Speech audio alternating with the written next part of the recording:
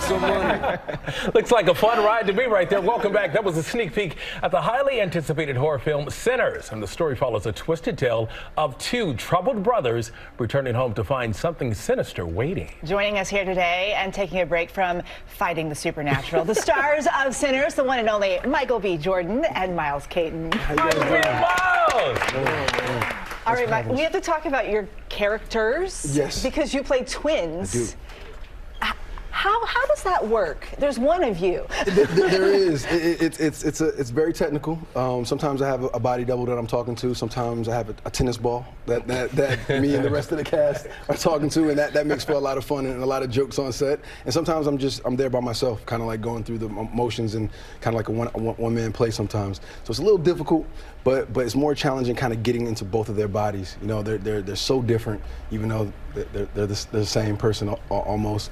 And yeah, it was a lot of fun. It was challenging, but I had a great time doing it. Yeah, speaking of a lot of fun, Miles, I mean, we know you from gospel and R&B music, but you're stepping onto the big screen. What's it been like for you? Man. Especially working with this guy right here, Michael B. Yeah. I mean, working with Mike was incredible, man. He's such a good dude. I remember the first time, I think we did I flew in to do an audition, and we read the lines, man, and even from then, he was just, you know, always ready to help me and give me advice. And he's just been solid throughout the whole process, man. Were you nervous a little bit? I mean, he's been named, what, one of the greatest actors in the 21st century? For sure, man. The pressure. I felt the pressure. You felt the pressure? Yeah. I was, you know, up late at night, you know, just studying my lines and just making sure I was on point and, you know, just put my best foot forward. Man, he rose to the occasion every day. Honestly, from the first time he was on set, he was so curious, but he had this confidence to him. And as we went along the production, he just got better and better and better. And he evolved into the man he is today, man. And I'm so proud of him, man. He did a great job. Incredible job. Fantastic work. Ryan Coogler is the director of this project. Correct me if I'm wrong, this is the fifth movie that you're working on with him. That's right. What keeps you two coming back together and making magic? I mean, if it ain't broke, you know what I'm saying, don't fix it. You know? But I was very blessed to, you know, to find that dynamic, that relationship pretty early in our career, and we just kind of grew together, you know, constantly just trying to challenge each other, raise the bar from project to project, and we just have a shorthand.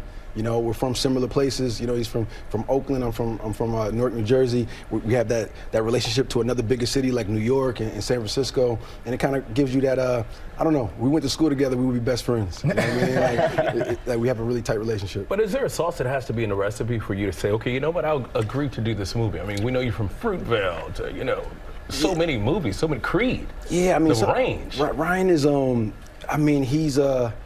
We're similar in age, we're really close, but he always seemed so much older than me and so much more mature. You know what I'm saying? From the first time he directed us in Fruitvale Station, you know, he had this sense of confidence, and he has like a coach mentality. He breathes confidence in you. He makes you feel like you can do anything. So, you know, I think that dynamic makes him a great storyteller, a great director.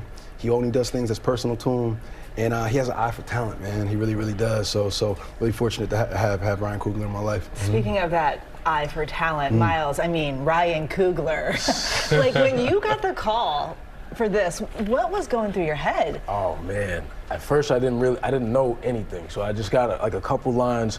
So I'm thinking, yeah, I'm just gonna play guitar. I didn't really know who it was. And then once I found out that it was Ryan Coogler, I was like, yo, this is insane. This is insane. Like, you know, I'm a fan of his work, and then, you know, to get to meet him and just see the type of person he is really is like a coach. Like, you know, he was there with us with the tough scenes. Like, I remember, like, for us to get pumped for the scenes, like, he'll do push-ups with us and stuff. So, man, to have that relationship was special for me. But how did you get into acting? I know you grew up in church, Pentecostal. Yeah. So how do you go from singing in church, R&B music, and now you're on So the I big screen? grew up singing in church. I come from a very musical family and gospel.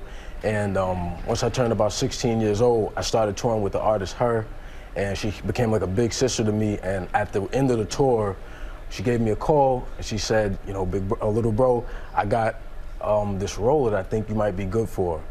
And I took the role not knowing what to expect. I sent in the audition, And I got a call back, and they wanted me to do it. That's so crazy. Congratulations. Thank you so much. Such a great story. And you know, so many of our crew here remember you from your days starting out as acting, and they have said such lovely things about you. Man, I love these guys, man. Every time I come here, man, they saw me grow up on the soap operas and saw me evolve and grow and make mistakes and learn, and they've always been supportive to me, man. Shout out to Adam, man. I love you so much. You know, your family, everybody care about you, man. That's man. Love that guy, man. Wow. Yeah, I love hearing how much they love you, and I think it's truly special. Thank you. Yeah. Michael B. Jordan, Miles Caton, thank you both for being here. Yeah. And make your plans now to catch Sinners in theaters everywhere, April 18th. Gotta love it. Yes.